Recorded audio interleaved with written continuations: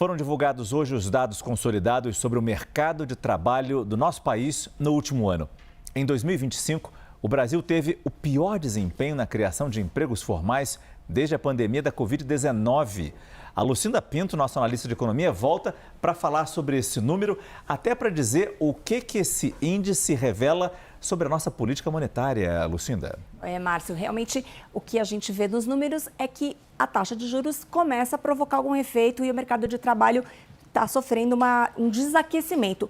Ainda é um mercado de trabalho forte, mas que está dando sinais claros de arrefecimento. Tanto é que o número de dezembro mês mostrou uma retração. Diminuíram o número de postos de trabalho diminuiu, na verdade, no mês de dezembro, em 618 mil.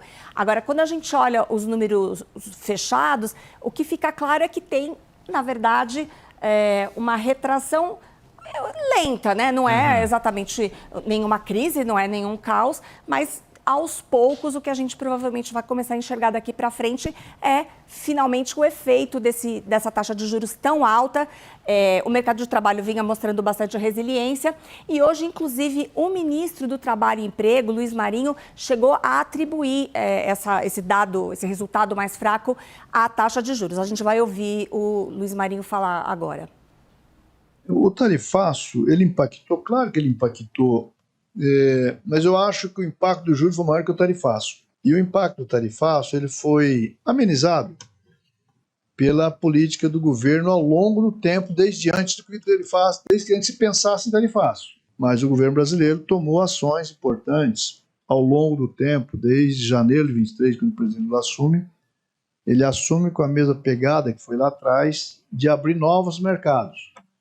Então, o fato de termos abertos vários mercados, ele deu uma amenizada muito grande na história dos tarifaços, e os tarifaços impactou ali segmentos pontuais.